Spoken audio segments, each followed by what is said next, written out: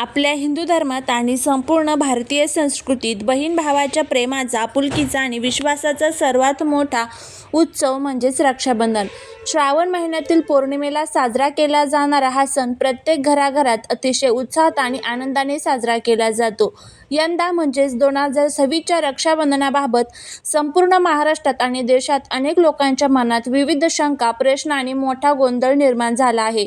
या गोंधळाचे सर्वात मोठे कारण म्हणजे या दिवशी असणारे चंद्रग्रहण, यासोबतच येणारा राहुकाळ आणि भद्राकाळ. अनेक लोकांचे असे विचारण आहे की यंदा रक्षाबंधन नक्की कधी आहे, 28 ऑगस्ट की 29 ऑगस्ट? रक्षाबंधनाच्या दिवशी चंद्रग्रहण आहे तर त्याचे सूतक किंवा वेध आपल्याला पाळायचे आहेत की नाही? बहिणीने भावाला राखी बांधताना आणि ओवाळताना कोणती शास्त्रशुद्ध काळजी घेतली पाहिजे? कोणत्या चुका केल्याने आपल्या भावाच्या आयुष्यावर किंवा नात्यावर वाईट परिणाम होऊ शकतो? आणि सर्वात महत्त्वाचा प्रश्न म्हणजे या दिवशी 2 तासाचा जो राहुकाळ आहे, त्या राहुकाळात राखी का बांधू नये? राहुकाळात राखी बांधल्यास त्याचे काय दुष्परिणाम होतात? योग्य शुभ मुहूर्तावर राखी बांधायची आहे तर शुभ मुहूर्त नेमका कधी आहे, किती तास आहे, अशी संपूर्ण माहिती आजच्या व्हिडिओमध्ये मी तुमच्यासोबत शेअर करणार आहे. त्यामुळे व्हिडिओ हा कुठे स्किप न करता शेवटपर्यंत पहा. चॅनलवरती जर नवीन असाल तर चॅनलला सबस्क्राईब करा आणि कमेंटमध्ये ओम नमः शिवाय लिहायला अजिबात विसरू नका, जेणेकरून भोलेनाथांची तुमच्या कुटुंबावर, मुलांवर अगदी भरभरून अशी कृपा होईल. जर तुमच्या मनात सुद्धा या सर्व प्रश्नांपैकी एक जरी प्रश्न असेल तर हा व्हिडिओ खास तुमच्यासाठी आहे. आजच्या या व्हिडिओमध्ये आपण वरील सर्व प्रश्नांचे शास्त्रशुद्ध, अत्यंत सोपे आणि सविस्तर माहिती पाहणार आहोत.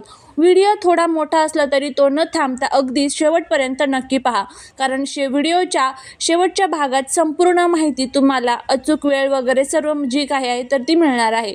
सर्वप्रथम आपण जाणून घेऊया की यंदा 2026मध्ये रक्षाबंधन नक्की कोणत्या दिवशी साजरे केले जाणार आहे. हिंदू पंचांग आणि दिनदर्शिकेनुसार श्रावण पौर्णिमा 28 ऑगस्ट 2026 या दिवशी शुक्रवार आहे, या दिवशी साजरी केली जाईल. या दिवशी सकाळी सूर्योदयापासून पौर्णिमा तिथी असणार आहे, त्यामुळे संपूर्ण जगभरात 28 ऑगस्ट रोजीच रक्षाबंधन साजरे केले जाणार आहे. आता वळूया सर्वात मोठ्या गोंधळाकडे, जो म्हणजे चंद्रग्रहण. सोशल मीडियावर आणि विविध बातम्यांमध्ये तुम्ही ऐकलं असेल की यंदा रक्षाबंधनाला चंद्रग्रहण आहे. त्यामुळे अनेक बहिणी आणि माता भगिनी चिंताग्रस्त आहेत की ग्रहणामुळे रक्षाबंधन साजरी करावी की नाही, देवाची पूजा करावी की नाही, या ग्रहणाचा सूतक काळ, वेध पाळावा का नाही, याबाबत ज्योतिषशास्त्र आणि खगोलशास्त्र काय सांगते ते अगदी स्पष्टपणे समजून घेऊया. 28 ऑगस्ट 2026 रोजी अखेरचे चंद्रग्रहण होणार आहे, परंतु हे चंद्रग्रहण भारतात दृश्यमान नाही. हे चंद्रग्रहण जगातील इतर काही खंडांमध्ये दिसेल, परंतु आपल्या भारत देशाच्या आकाशात ते उघड्या डोळ्यांनी किंवा कोणत्याही माध्यमातून दिसणार नाही. आपल्या धर्मशास्त्रात एक अत्यंत स्पष्ट आणि महत्त्वाचा नियम सांगितलेला आहे, दृश्यम तु गृह्यते न अदृश्यम. याचा अर्थ असा आहे की जे ग्रहण आपल्या देशाच्या भूमीवर दिसत नाही त्या ग्रहणाचे कोणतेही धार्मिक नियम, वेद किंवा सूतक काळ आपल्या देशात पाळण्याची अजिबात गरज नसते. त्यामुळे ग्रहणामुळे मंदिरे बंद ठेवण्याची, पूजेचे साहित्य बदलण्याची किंवा खाण्यावर निर्बंध आणण्याची कोणतीही आवश्यकता नाही. या चंद्रग्रहणाचा आपल्या महाराष्ट्रातील किंवा भारतातील रक्षाबंधनाच्या सणावर 0% प्रभाव पडणार आहे. त्यामुळे तुम्ही कोणत्याही भीतीशिवाय आणि संशयाशिवाय अगदी उत्साहाने आणि आनंदाने रक्षाबंधनाचा सण साजरा करू शकता. श्रावण पौर्णिमा हा अतिशय पवित्र दिवस मानला जातो.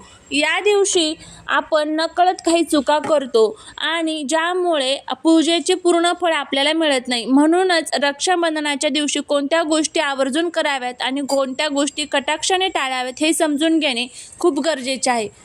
या दिवशी कोणत्या गोष्टी आवर्जून कराव्यात, ज्यामध्ये पहिली गोष्ट आहे रक्षाबंधनाच्या दिवशी सकाळी सूर्योदयापूर्वी किंवा ब्रह्ममुहूर्तावर उठून पवित्र स्नान करावे.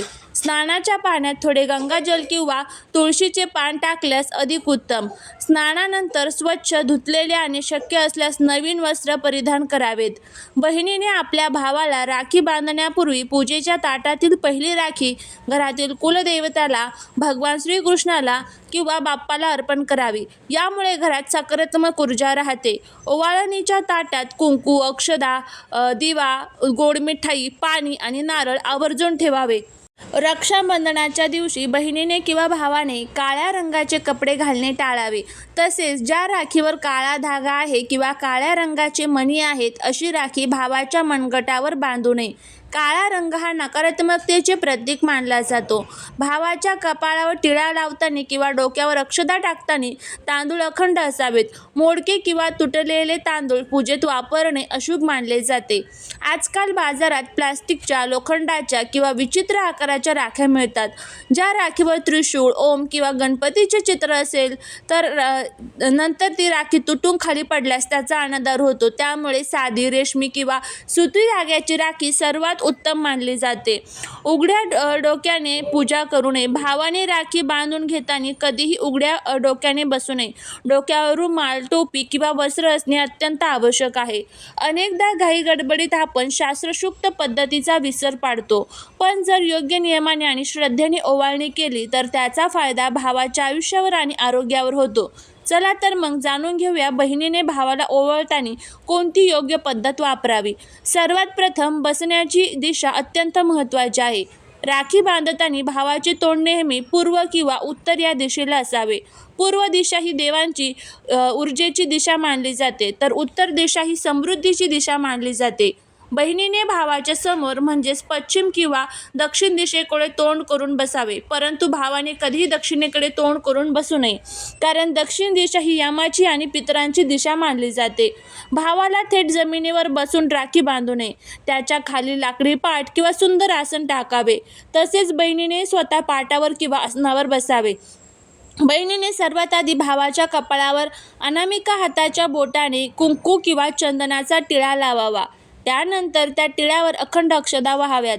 आपल्या शास्त्रात उजवा हात हा शुभ कार्यासाठी आणि धर्मासाठी श्रेष्ठ मानला गेला आहे. म्हणूनच बहिणीने भावाच्या नेहमी उजव्या हाताच्या मनगटावरच राखी बांधावी. राखी बांधताना 3 गाठी माराव्यात. पहिली गाठ भावाच्या आयुष्यासाठी, दुसरी त्याच्या आरोग्यासाठी, तिसरी तुमच्या नात्याच्या रक्षणासाठी मानली जाते. राखी बांधल्यानंतर दिव्याची आरती हातामध्ये घेऊन भावाला ओवाळावे. आरतीचे ताट फिरवताना ते नेहमी घड्याळाच्या काट्याच्या दिशेने 3 वेळा फिरवावे. उलट्या दिशेने आरती कधीही फिरू नये. ओवाळून झाल्यानंतर भावाला गोड पदार्थ भरवावा आणि भावाच्या हातात नारळ द्यावा. शेवटी भावाने बहिणीच्या पाया पडून तिचा आशीर्वाद घ्यावा आणि बहिणीने भावाच्या उदंड आयुष्यासाठी प्रार्थना करावी. तर आता आपण वळूया आजच्या व्हिडिओतील सर्वात महत्त्वाच्या आणि संवेदनशील मुद्द्याकडे, तो म्हणजे राहुकाळ. ज्योतिषशास्त्रात दिवसभरातील ठराविक कालावधीला राहुकाळ म्हटले जाते. सूर्योदयापासून सूर्यास्तापर्यंतच्या वेळेत दररोज सुमारे 1.5 ते 2 तासांचा असा एक काळ असतो, ज्या काळावर राहू ग्रहाचे सावट किंवा प्रभाव असतो. ज्योतिषशास्त्रानुसार राहू काळात कोणते शुभ कार्य, गृहप्रवेश, नवीन वस्तूंची खरेदी किंवा धार्मिक विधी केले जात नाही. राहू काळात राखी बांधल्यास काय दुष्परिणाम होतात असे मानले जाते की राहू काळ अत्यंत दूषित आणि नकारात्मक ऊर्जा असणारा काळ असतो. जर एखाद्या बहिणीने अज्ञानापोटी किंवा घाई गडबडीत राहू काळात भावाच्या मनगटावर राखी बांधली तर त्याचे काही वाईट परिणाम शास्त्रात सांगितले आहेत. राहू काळात बांधलेल्या राखीमुळे भाऊ आणि बहिणीच्या नात्यात विनाकारण गैरसमज, वाद आणि मतभेद निर्माण होऊ शकतात. राहूचा प्रभाव भावाच्या कामावर आणि आरोग्यावर पडू शकतो, ज्यामुळे त्याच्या कार्यात विघ्न येऊ शकतात. नात्यातील गोडवा कमी होऊन घरात नकारात्मकता वाढू शकते. हिंदू पौराणिक कथेमध्ये असा उल्लेख आहे की लंकेचा राजा रावण याची बहीण शूर्पणखा हिने रावणाला असाच एका अशुभ काळात रक्षासूत्र बांधले. त्याचा परिणाम असा झाला की वर्षभराच्या आतच रावणाचा संपूर्ण लंकेचा नगरीचा नाश झाला. म्हणूनच आपल्या पूर्वजांनी आणि ऋषीमुनींनी अशुभ काळात राखी बांधण्यास कडक मनाई केली आहे. या उलट जर तुम्ही योग्य आणि पवित्र मुहूर्तावर भावाला राखी बांधली तर राखीमधील सकारात्मक ऊर्जा भावाच्या शरीरात प्रवेश करते, भावाला दीर्घायुष्य लाभते, त्याचे सर्व संकटांपासून रक्षण होते, त्याच्या आयुष्यात आणि नोकरीत भरभराट येते आणि बहीण भावाचे प्रेम आयुष्यभर राहते. तर आता 28 ऑगस्ट रोजी अचूक वेळापत्रकानुसार आपण बघूया की राहू काळ कधी आहे. तर या दिवशी सुमारे 10:30 ते 12 वाजेपर्यंत हा 1.5 तासाचा राहू काळ असणार आहे. तर 10:30 ते 12 या काळात तुम्हाला जी राखी आहे तर ती भावाला बांधायची नाही आहे. तर मग पूजेचा शुभ मुहूर्त कोणता आहे म्हणजेच राखी बांधण्याचा. सकाळचा शुभ मुहूर्त जे आहे तर तो 6 वाजल्यापासून ते 10 वाजेपर्यंत असणार आहे. तर या काळात जर तुम्ही भावाला राखी बांधली तर याचे खूप चांगले परिणाम तुम्हाला बघायला मिळतील.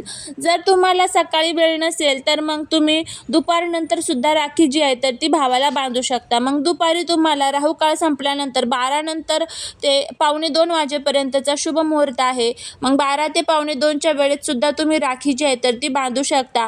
त्यानंतर संध्याकाळचा जो मुहूर्त आहे तर तो 7:45 ते 9:15 पर्यंतचा आहे. म्हणजे 6:45 ते 9:15 पर्यंत या वेळेत सुद्धा तुम्ही तुमच्या भावाला राखी बांधू शकता. अशा पद्धतीने हे जे नियम आहेत तर ते पाळा, नक्कीच तुम्हाला त्याचा चांगला फायदा होईल. चालेली सेवा महाराजांच्या चरणी रुजू करते. व्हिडिओ जर आवडला तर लाईक, शेअर, सबस्क्राईब करा. श्री स्वामी समर्थ.